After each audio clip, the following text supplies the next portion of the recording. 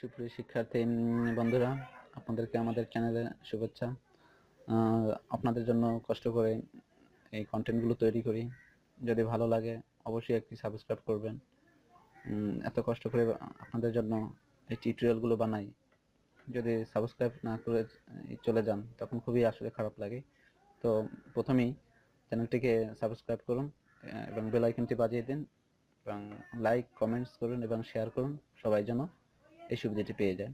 আমরা 1 নম্বর প্রশ্নটি দেখি সৃজনশীল। বলা আছে যে তোমার গণিত বইয়ের দৈর্ঘ্যের 1/4 1/4 মানে 4 ভাগের 1 ভাগ, প্রস্থের 1/3 মানে আমার যে প্রস্থ রয়েছে বইয়ের তার 3 ভাগের 1 ভাগ এবং তোমার কলমের দৈর্ঘ্যের অর্ধাংশ অর্থাৎ আপনার কলমের অর্ধেক এটি পরিমাপ করে প্রাপ্ত তথ্যগুলো ব্যবহার করে নিচের প্রশ্নগুলোর উত্তর দেওয়ার চেষ্টা করুন। তা প্রথমে বলা আছে যে পরিমাপকৃত বাহুগুলোর দ্বারা একটি ত্রিভুজ অঙ্কন করতে বলছে। তো ঠিক আছে, আমরা কিভাবে করব আমি সেটি প্রথমে দেখাই। তো সপ্তম শ্রেণীর আপনার ষষ্ঠ সপ্তাহের গণিত অ্যাসাইনমেন্টের সমাধান 1 নং সৃজনশীল প্রশ্ন উত্তর। তা মনে করি বইয়ের দৈর্ঘ্য 28 সেন্টিমিটার। এটি কিন্তু দর্শক আমি জাস্ট ধরে নিয়েছি যে এটি 28 সেন্টিমিটার। তো আপনাদের বইয়ের মাপ কম বেশিও হতে পারে বা 28ই হওয়ার সম্ভাবনা রয়েছে। বইয়ের দৈর্ঘ্যের 1/4, তাহলে যেহেতু বইটির দৈর্ঘ্য 28 সেন্টিমিটার তাহলে তার 4 ভাগের 1 ভাগ অর্থাৎ 1/4 বলছে। তাহলে 28 কে যদি 4 দিয়ে ভাগ করেন তাহলে 7 সেন্টিমিটার আসে। এবার বইয়ের প্রস্থ 18 সেন্টিমিটার, তাহলে বইয়ের প্রস্থের 1/3 অর্থাৎ 3 ভাগের 1 ভাগ, তাহলে 18 কে 3 দিয়ে ভাগ করলে আসে 6 সেন্টিমিটার। এবং আপনার কলমের দৈর্ঘ্য 10 সেন্টিমিটার, তাহলে কলমের অর্ধেক কত? 5 সেন্টিমিটার। তাহলে এই দ্বারা একটি জাস্ট আমরা একটি ত্রিভুজ অঙ্কন করলাম। আমাদের খ নম্বর উত্তর কিন্তু হয়ে গেল। এবার খ নম্বর যে প্রশ্নটি বলছে আমরা প্রশ্নটি দেখে আসি। প্রশ্নটি হলো দেখাও যে অঙ্কনকৃত ত্রিভুজের কোণগুলোর মধ্যে বৃহত্তম বাহুর বিপরীত কোণটি বৃহত্তম। এটি জাস্ট আমাদেরকে করে দেখাতে বলছে। তো ঠিক আছে দর্শক, আমি করে দেখাচ্ছি এটি। তো দেখাতে হবে যে অঙ্কনকৃত ত্রিভুজের কোণগুলোর মধ্যে বৃহত্তম বিপরীত বাহুর বিপরীত কোণটি বৃহত্তম। এটি হলো আমাদের সাধারণ নির্বাচন, এটি আমাদের করে দেখাতে হবে। তো প্রথমে আমরা লিখেছি বিশেষ নির্বাচন। মনে করি এবিসি ত্রিভুজের এসি গ্রেটার দ্যান এবি। এই যে এবিসি ত্রিভুজ এর এসি বাহুটি বড় কার থেকে? এবি বাহুর থেকে বড়।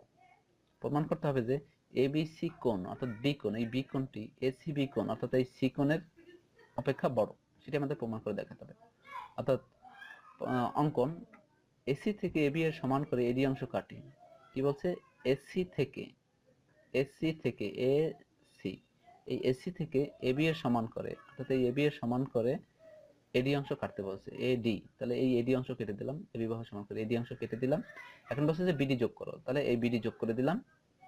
বিডি যোগ করার পর কি হলো? প্রমাণ ধাপ যে এখন এবিডি ত্রিভুজ এবি সমান এডি, এবিডি ত্রিভুজ, যে এবিডি ত্রিভুজ, এই এবিডি ত্রিভুজে কি বলছে? এবি সমান এডি, এই যে এবি সমান এডি সেটি বলছে।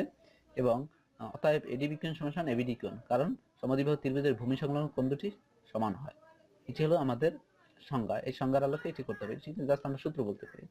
তারপরে বলছে যে বিডিসি ত্রিভুজে বহিস্থ এডিবি কোণ, বহিস্থ এডিবি কোণ, বহিস্থ এডিবি কোণ, এডিবি কোণ, এই এডিবি কোণ কি বলছে? বড় কার থেকে? বিসিডি কোণ, কারণ বহিস্থ কোণ বিপরীত অন্তস্থ কোণ দুটির প্রত্যেকটি অপেক্ষা বৃহত্তর। ঠিক আছে, অতএব এবিডি কোণ গ্রেটার দ্যান বিসিডি কোণ বা এবিডি কোণ গ্রেটার দ্যান এসিবি কোণ। অতএব এবিসি কোণ গ্রেটার দ্যান এবিডি কোণ, সুতরাং এবিসি কোণ গ্রেটার দ্যান এসিবি কোণ প্রমাণিত। এটি আমাদেরকে প্রমাণ করতে বলেছে। তারপরে আমরা প্রশ্নে চলে যাই। তারপরের প্রশ্নে আমাদের কি বলেছে? তারপরের প্রশ্নটি বলা হচ্ছে যে ত্রিভুজটির কোণ তিনটিকে কেটে আলাদা করে এক বিন্দুতে স্থাপন করে দেখা যায় তিনটি কোণ একত্রে এক সরল কোণ হয়। তো ঠিক আছে, এটি আমরা করে দেখাবো। তো তিনটি কোণ হয়েছে, এ কোণ সমান 40 ডিগ্রি, বি কোণ সমান 90 ডিগ্রি, সি কোণ সমান 50 ডিগ্রি। তাহলে এখানে কোণ রয়েছে, তাহলে এই কোণগুলো আমরা একটি বিন্দুতে করে, তাহলে আমরা শূন্য একটা বিন্দু নিলাম বা ও বিন্দু নিলাম। ও বিন্দু নেওয়ার পরে ও বিন্দুতে আমরা এই তিনটি কোণ বসিয়ে দিলাম, স্কেল ধরে মাপ দিয়ে আমরা বসিয়ে, স্কেল এবং পেন আপনার চাঁদার মাধ্যমে এটি বসিয়ে আমরা মাপ দিয়ে একটি সরলরেখা তৈরি করে ফেললাম। ঠিক আছে, ঠিক আছে ভিউয়ার, তাহলে এটি হলো আমাদের মূলত প্রশ্ন। এখানে তেমন কিছু লেখার আপনার প্রয়োজন নেই। খ হতে প্রাপ্ত ত্রিভুজটির কোণগুলোর পরিমাপ করে পাই, জাস্ট এই মানটা বসাবেন, ত্রিভুজগুলো কোণগুলো আঁকবেন, আঁকার পরে আপনি সরল কোণটি এঁকে দেখাবেন। ঠিক আছে, তো আমরা পরবর্তী প্রশ্নে চলে যাই। আমাদের পরবর্তী প্রশ্নটি কি? আমাদের পরবর্তী প্রশ্নটি হলো যে তোমার 30 জন সহপাঠীর উচ্চতা 58 সেন্টিমিটারে মানে অর্থাৎ সেন্টিমিটারে আমাদের প্রকাশ করতে বলছে। সংগ্রহ করো এবং তা তোমার খাতায় লিপিবদ্ধ করো। উপাত্তগুলোর মানের ঊর্ধ্বক্রম অনুযায়ী সাজাতে বলছে এবং সর্বোচ্চ সংখ্যক সহপাঠী কত উচ্চতা বিশিষ্ট তা আয়তক্ষেত্রের সাহায্যে নির্ণয় করতে বলছে। আমরা 2 নম্বর সৃজনশীল প্রশ্নে তাহলে চলে গেলাম। তো প্রথমেই আমরা প্রশ্নে চলে যাই। এই যে 1 নম্বর প্রশ্নে কি বলেছে যে এখানে 30 জন সহপাঠীর উচ্চতা, তো আমরা এখানে লিখলাম। আমি জাস্ট প্রথমে এলোমেলোভাবে লিখছি, তারপরে উপাত্তগুলোকে মানের ঊর্ধ্বক্রম অনুযায়ী সাজালাম। তা প্রথমে কিন্তু আমাদের এলোমেলোই লিখতে বলছে, তারপরে সাজাতে বলছে, তাহলে ক্রমানুসারে সাজালাম, উপাত্তগুলো মানের ক্রমানুসারে সাজালাম।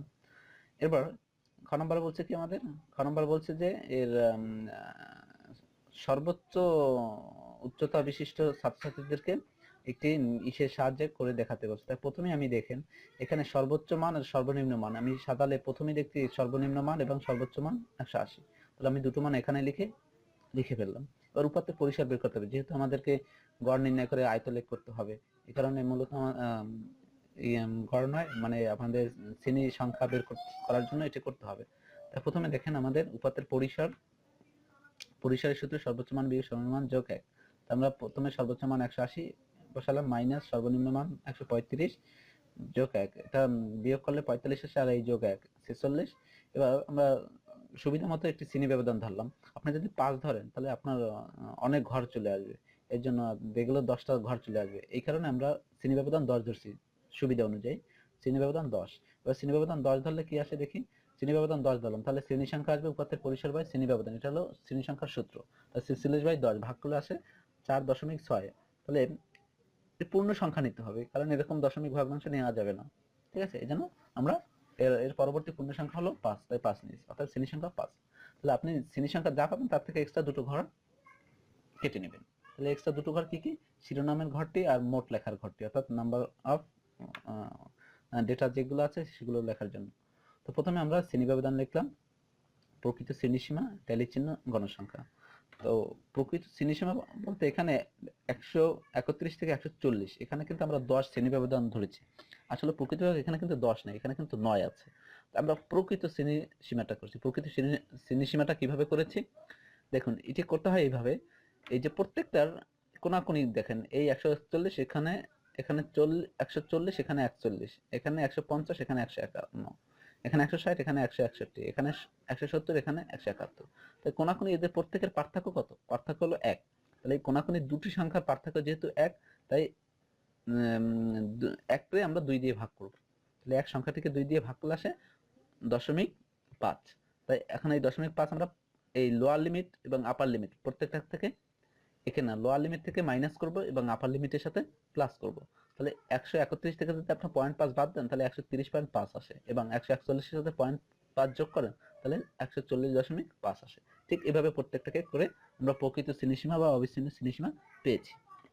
বা ট্যালি চিহ্ন এখানে 131 থেকে 140 এর মধ্যে আমাদের রয়েছে টোটাল 6টি। আপনারা এটা গুণে বের করে দেখাবেন, লিখবেন। এবার 141 থেকে 150 এর ভিতর আমরা ট্যালি পেয়েছি 9টা, তার মানে গণসংখ্যা 9। তারপরে 151 থেকে 160 এর মধ্যে আমরা ট্যালি পেয়েছি 5টি, তার মানে গণসংখ্যা 5। 161 থেকে 170 এর মধ্যে পাইছি 5টি, তার মানে এর গণসংখ্যা 5। 171 থেকে 180 এর মধ্যে গণসংখ্যা পাইছি 5। তাহলে এই কয়টা যোগ করলে কত আসে? 6, 9, 5, 5, 5, কয়টা যোগ করলে আসে 30। তার মানে মোট 30। তারপরে আমাদের এর ভিত্তিতে আমাদের একটি আয়তলেখ করতে বলছে। তাহলে আমরা প্রথমে লিখবো যে ছক্কাগজের প্রতি ঘরকে 1 একক ধরে x অক্ষকে প্রকৃত শ্রেণীসীমা ধরলাম এবং y অক্ষ বরাবর প্রতি ঘরকে 1 একক ধরে গণসংখ্যা ধরে আয়তলেখ আঁকলাম। তাহলে x অক্ষের মূল বিন্দু থেকে 130 পর্যন্ত ঘরগুলো আছে বোঝাতে আমরা ভাঙা চিহ্ন ব্যবহার করেছি। দেখেন এখানে এই যে মূল x অক্ষ হলো, এটা হলো x অক্ষ, এই x অক্ষের এই মূল বিন্দু থেকে এই পর্যন্ত আছে বোঝাতে ভাঙা চিহ্ন ব্যবহার করেছি। তারপরে আমরা কি লিখেছি যে x অক্ষকে আমরা প্রকৃত শ্রেণীসীমা ধরেছি এবং y অক্ষকে গণসংখ্যা ধরেছি। তো গণসংখ্যা আমাদের সর্বোচ্চ আছে 9, আমরা 10 পর্যন্ত নিয়েছি এবং আমাদের এখানে প্রকৃত শ্রেণীসীমা আছে 130.5 থেকে 180.5। টোটাল কয়টা আছে? 1টা 2টো 3টে 4টা 5টা 6টা, মানে 6টা ঘর হবে। 1টা 2টো 3টে 4টা 5টা। ঠিক আমরা ঠিক এইভাবে করেছি। এভাবে করার পরে দেখেন আমাদের সর্বোচ্চ যে আয়তলেখের সর্বোচ্চ যে ঘরটি সেটা হলো 140 থেকে 150, এই ঘরটিতে সব থেকে বড়। সুতরাং এই এই ঘরটি আছে কোথা থেকে, 141 থেকে 150, এই তাহলে লিখছে যে 141 থেকে 150 শ্রেণী ব্যবধানের মধ্যে সর্বোচ্চ সংখ্যক সহপাঠী 9 জন উচ্চতা বিশিষ্ট। এটা আমাদের কাছে জানতে চেয়েছে। তারপরে আমরা সংক্ষিপ্ত প্রশ্নগুলোতে চলে যাব। সংক্ষিপ্ত প্রশ্নগুলো, তো প্রশ্নটা হলো কিন্তু আমাদের এই যে -3 + 6 এর বর্গ করতে বলছে। তো ঠিক আছে, আমরা বর্গ করেছি। প্রথমে দেখেন যে -3 + 6 এর বর্গ, তো বর্গ করার পর আমরা এটাকে মনে মনে এ ধরবো, এটাকে মনে মনে বি ধরবো। তাহলে কি আসলো, a + b হোল স্কয়ার। সূত্র হলো a² + 2b + b²। দেখুন a + b হোল স্কয়ার সমান a² + 2b + b²। ঠিক সেভাবে লিখবো। যে কোনো সংখ্যার চিহ্ন কিন্তু তার বাম পাশে থাকে। মাইনাস থাকলে অবশ্যই তাকে নিতে হবে, প্লাস থাকলে নেওয়ার কোনো দরকার নেই।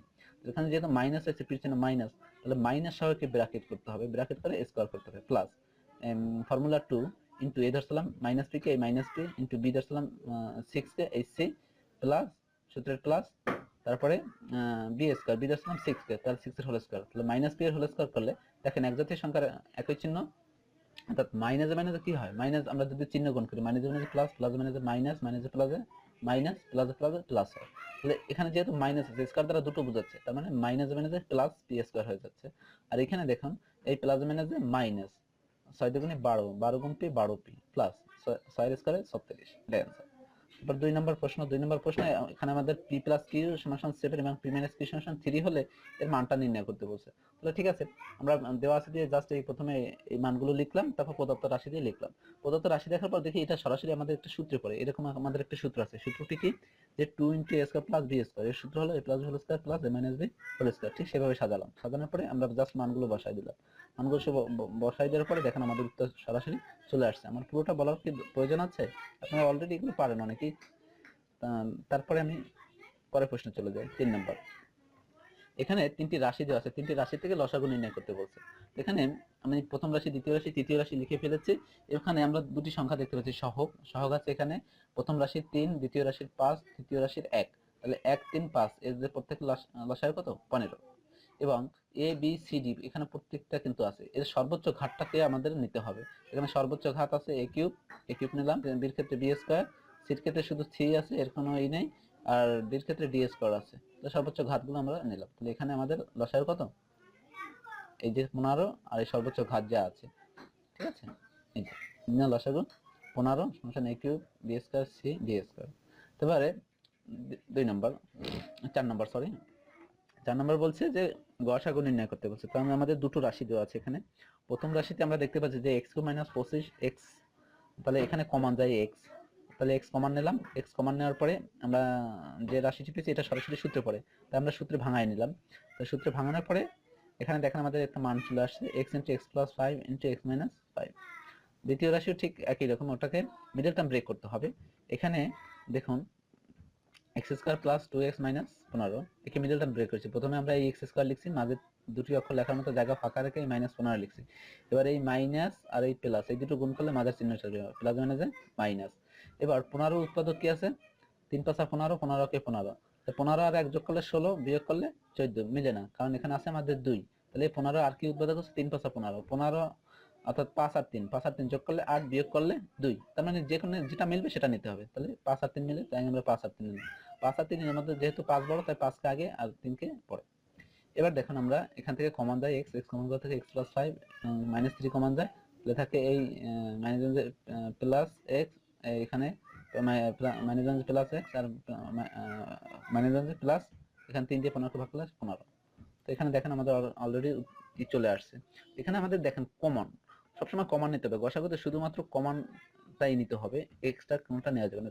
এখানে প্রত্যেকে দেখি প্রথম এবং দ্বিতীয় রাশি এর সাধারণ মৌলিক উৎপাদক হলো x + 5, তার মানে গসাগু x + 5, আর কোনটার ভিতর কমন নেই, তার মানে আগুলো আসবে না, শুধু উত্তর x + 5, এটাই आंसर।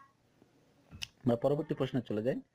পরবর্তী প্রশ্নে এটি হলো আমাদের 5 নম্বর প্রশ্ন। 5 নম্বর প্রশ্নে একটি প্রশ্ন দেওয়া রয়েছে, এই প্রশ্নটিকে আমাদের করতে বলছে। তো প্রশ্নটি আমরা দেখার সাথে সাথে বুঝতে পারছি যে এটা আমাদের সূত্রে পড়ে। মূল সূত্রটা দেখেন, এইটাকে যদি মনে মনে a ধরি, এইটাকে a ধরি, এইটাকে b ধরি, এইটাকে a ধরি, তাহলে a² - 2ab + b²। এর মূল সূত্র কি, a - b হোল স্কয়ার। অর্থাৎ a square minus twice ab plus b square এর মূল সূত্র হলো a minus b whole square. ঠিক সেই নিয়মে সাজালাম।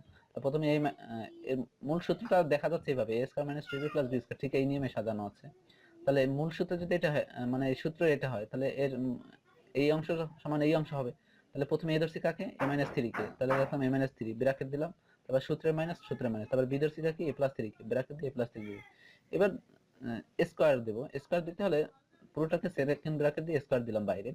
এবার চিহ্ন গুণ করে দেবো, প্লাসে প্লাসে প্লাসে প্লাস মাইনাস 3 আর প্লাস মাইনাসে প্লাস মাইনাস 3, এখান থেকে মাইনাসে প্লাসে কেটে যায়, তাহলে থাকে মাইনাস 3 আর মাইনাস 3 মাইনাস 6 এর হোল স্কয়ার করলে 36, সেটা आंसर।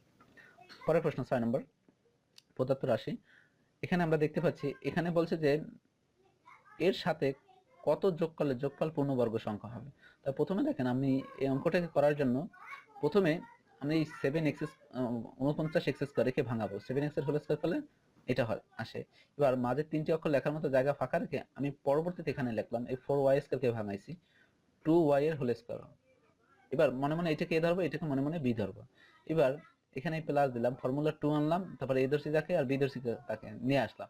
নিয়ে আসার পর দেখি যে এখানে 7 গুণে 14 14 গুণে 28, 28xy, কিন্তু এখানে তো 28xy নাই, তাহলে আমরা এখান থেকে সরাসরি বাদ দিয়ে দিলাম। যেহেতু নাই তাহলে লিখবো কেন, তাহলে এখান থেকে এই বাদ দিয়ে দিলাম মাইনাস 28xy। করার পর দেখেন এটা সরাসরি আমাদের সূত্রে পড়ে, আর বাকিটা রয়ে গেছে। তার মানে আমাদের মাইনাস যে অংশটা রয়েছে এইটিকে আসলে যোগ করতে হবে। অর্থাৎ আমরা যদি এই প্রদত্ত রাশিটির সাথে যদি এই এটা যোগ করি, অর্থাৎ 28xy যোগ করি, তাহলে যোগফল একটি পূর্ণবর্গ সংখ্যা হবে। পরবর্তী প্রশ্ন চলে যাই 7 নম্বর। 7 নম্বর প্রশ্নে এই যে একটি উৎপাদকের অঙ্ক। এখানে বলছে যে একটি বলছে যে x minus 2y plus 3y এই উৎপাদকটির একটি উৎপাদক, তাহলে অপরটি কত সেটি আমাদের বের করতে হবে। তাহলে প্রদত্ত রাশিটি আমরা লিখলাম, এই যে প্রদত্ত রাশিটি লেখার পর দেখেন এখানে সাজাতে হবে। প্রথমে এখানে সাজাতে গেলে দেখি যে মাইনাস 9z স্কয়ার একে আলাদা করতে হবে, আর প্লাস 4y স্কয়ারকে এই পাশে আনতে হবে। আনার পরে সাজালাম, সাজানোর পরে দেখি এটা সরাসরি সূত্রে পড়ে, সূত্রে সাজালাম। তারপরে মাইনাস 3y স্কয়ার, তারপরে এখানে দেখেন এটা মূল সূত্র কি, a square minus 3b plus b square, সেই নিয়মে পড়ে। তাহলে মূল সূত্র হলো a minus b whole square, ঠিক সেই নিয়মে সাজালাম। আর এই 9z কে 3z এর হোল স্কয়ার করলে 9z স্কয়ার হয়। এবার এইটাকে দেখেন মনে মনে a ধরবেন, এটাকে মনে মনে b ধরবেন, তাহলে a square minus b square, এই সূত্র a plus b a minus b, ঠিক সেই নিয়মে সাজালাম।